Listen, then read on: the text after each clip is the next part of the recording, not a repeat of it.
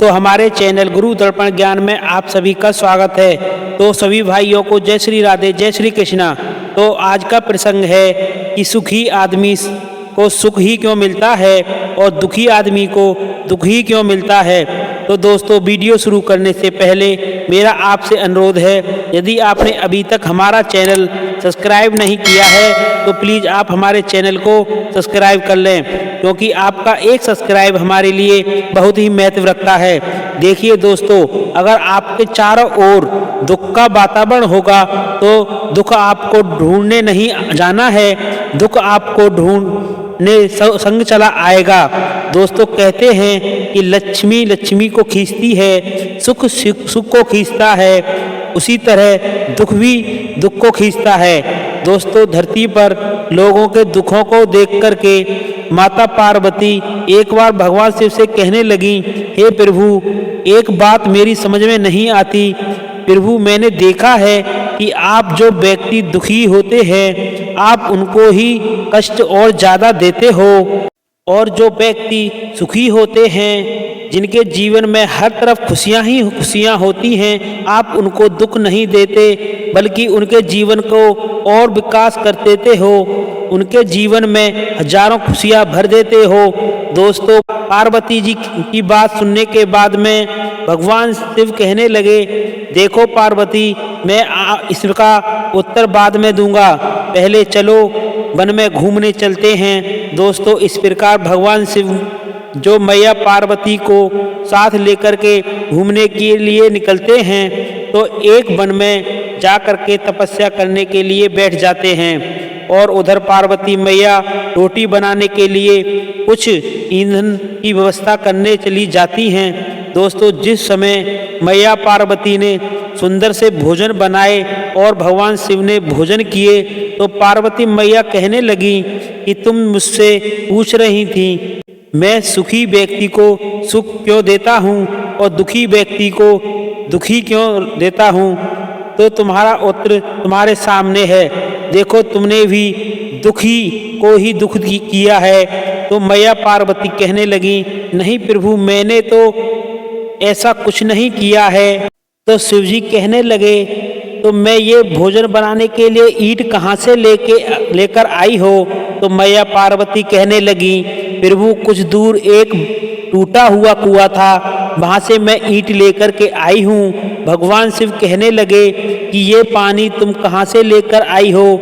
तो पार्वती जी कहने लगी कि बगल में एक कुआं और भी था जो बहुत ही सुंदर था, मैंने कुएं से पानी भरा है। तो इस प्रकार मैया पार्वती की बात सुनकर के भगवान शिव पार्वती से कहने लगे, एक बात बताओ, जो कुआं सुंदर था और जिसमें पानी भरा हुआ था, जिसका कुएं में पानी लेकर के आई हो, तुमने उस कुएं से ईंट क्यों नहीं निकाली, जबकि तुमने एक टूटे हुए कुएं की ईंट निकाली, आखिर क्यों। दोस्तों, इस प्रकार भगवान शिव की बात सुनकर के मैया पार्वती ने कहा, प्रभु, कि उन्हें कुआं बहुत ही सुंदर सा बना हुआ था, इसीलिए मैंने उसे तोड़ना उचित नहीं समझा, और इसीलिए मैंने उस कुएं को तोड़कर ईंटों को निकालना उचित नहीं समझा, और जो कुआं पहले से टूटा हुआ था मैंने उसी कुएं को तोड़ करके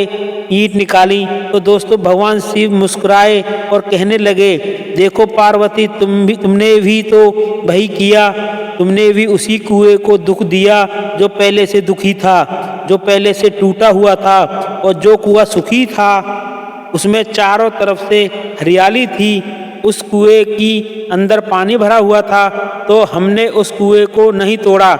इसीलिए ध्यान रखना, ये सुख और दुख केवल पूर्व जन्म के कर्मों पर आधारित हैं। जिस व्यक्ति के जैसे कर्म किए हैं उसे उस कर्म का फल निश्चित ही भोगना है। अच्छे कर्म करें तो उसे अच्छा फल मिलेगा, उसे जीवन में सुख भोगने को मिलेगा, उसके जीवन में राजसी योग होगा। और जिस व्यक्ति के हमेशा दूसरों को कष्ट दिया है और हमेशा गलत कार्य किए हैं, ऐसे व्यक्ति को हमेशा दुख ही का सामना करना पड़ेगा, और उस व्यक्ति के जीवन में तब तक दुख बने रहते हैं जब तक कि उसके ये कार्य उसे पूरी तरह से नहीं मिल जाते। इस प्रकार सुखी व्यक्ति को तब तक सुख मिलता है जब तक उसके द्वारा किए गए शुभ कार्यों को उसे फल नहीं मिल जाता, और जब फिर वो सुखी व्यक्ति गलत कार्य करने लगता है तो फिर निश्चित ही वो उसके दुखों का कारण बनता है। तो फिर उस सुखी व्यक्ति को भी निश्चित एक दिन दुख भोगने पड़ते हैं। अब दोस्तों इस प्रकार भगवान शिव पार्वती को समझा करके वहाँ से आगे बढ़ते हैं। इधर दोस्तों रात बहुत हो चुकी थी, इसीलिए भगवान शिव ने विचार किया कि दोनों रात गुजारने के लिए किसी अस्त्र की तलाश करेंगे, और तभी भगवान शिव पार्वती को लेकर के एक ऐसे व्यक्ति के घर पहुंच गए जहां बहुत बड़ा धनी रहता था, जिसके यहाँ पर धन की कोई कमी नहीं थी। दोस्तों जैसे ही भगवान शिव ने उस धनी व्यक्ति का दरवाज़ा खटखटाया और इस प्रकार से दरवाजे को खटखट आवाज़ को सुनकर के अंदर से परिवार का मुखिया बाहर निकल कर आया। दोस्तों वो धनी व्यक्ति संकीर्णीय व्यक्ति था। तो भगवान शिव ने उस धनी व्यक्ति से आश्रम मांगा और कहा कि हम दोनों आपके घर में रात्रि को ठहरना चाहते हैं। रात्रि बहुत हो चुकी है, यदि आप हमें सहारा दे दें तो हम रात को यहाँ गुजारना चाहते हैं। दोस्तों इस प्रकार भगवान शिव की बात सुन करके वो धनी व्यक्ति कहने लगा, देखो मैं आपको अपने घर में नहीं ठहरा सकता, लेकिन तालघर में हमारा गोदाम है, आप चाहें तो रात वहाँ गुजार सकते हैं, किंतु सवेरा होते ही आपको वहाँ से जाना होगा। दोस्तों भगवान शिव पार्वती के साथ धर्म में घर में रात गुजारने के लिए मान गए और आराम करने के लिए वो तलघर में पहुँच गए। दोस्तों कठोर आगमन पर भगवान शिव पार्वती के साथ विश्राम की तैयारी कर रहे थे, तभी भगवान शिव को दीवार में एक सुराख नजर आया। तो भगवान शिव ने उस सुराख को गौर से देखा और कुछ देर चिंतन करने के बाद में भगवान शिव उस सुराख को भरने में जुट गए। दोस्तों यह कार्य करते देख पार्वती जी सुराख को भरने का कारण बनना चाहा, तो भगवान शिव ने कहा कि चीज़ें हमेशा जैसी होती हैं दिखती हैं। और फिर सुबह हो गई और फिर भगवान शिव पार्वती को लेकर के दूसरी रात निर्धन किसान के घर आश्रय मांगने पहुंच जाते हैं। किसान और उसकी पत्नी ने भगवान शिव और पार्वती को बड़े ही प्रेम से और आदर पूर्वक बिठाया, उनका स्वागत किया। दोस्तों इतना ही नहीं, उनके पास में जो कुछ भी रूखा सूखा था वो उन्हें अपने मेहमान के साथ बात करके खाया, और फिर भगवान शिव और पार्वती रात गुजारने के लिए अपना बिस्तर दे दिया। उधर वो गरीब किसान अपनी पत्नी के साथ में नीचे जमीन पर सो गए। दोस्तों सुबह होते ही भगवान शिव और पार्वती ने देखा कि किसान और उसकी पत्नी बहुत बुरी तरह से रो रहे थे, क्योंकि उसका बैल खेत में मृत पड़ा था। दोस्तों यही वो बैल था जो किसान की रोजी रोटी का सहारा था। दोस्तों इधर पार्वती मैया ने किसान के बैल को मरा हुआ देखा तो भगवान शिव से कहने लगी, प्रभु एक बात बताओ, आपके पास तो अत्यंत शक्तियां हैं, फिर भी आपने ये सब क्यों होने दिया? उस धनी के पास तो इतना कुछ था, फिर भी आपने उसके तलदार की मरम्मत करके उसकी सहायता की, जबकि इस गरीब के पास कुछ भी नहीं था और इसने हमारा बहुत ही बड़ा सम्मान किया, हमें खाने को दिया, फिर भी आपने इसके बैल को मरने दिया। प्रभु आखिर ऐसा क्यों किया? दोस्तों भगवान शिव कहने लगे, पार्वती जिन जैसी चीज़ें हमेशा वैसी नहीं होती जैसी दिखती हैं, कि उस धनी के धर्म में सुराख में मैंने देखा कि उस दीवार के पीछे भंडार था, वहाँ सोने की खानें थीं, लेकिन पूर्व जन्म में उसने अच्छे कार्य किए थे, इसलिए वो इस जन्म में आकर के धनवान और अब उसने सुख भोगा। और जब उसके अच्छे कर्मों का समय पूरा हो गया, उसने अपने अच्छे कर्मों का सारा सुख भोग लिया, तो मैंने देखा कि उसके तल धर्म में सोने की खानें, और वहीं धनी व्यक्ति अपने इस जन्म में काफ़ी लोभी और कंजूस बन गया, दूसरों की कदर करना नहीं जानता, किसी को सम्मान नहीं करता, जनता गरीबों की मदद नहीं करता, अच्छे कार्य करना उसने बंद कर दिए।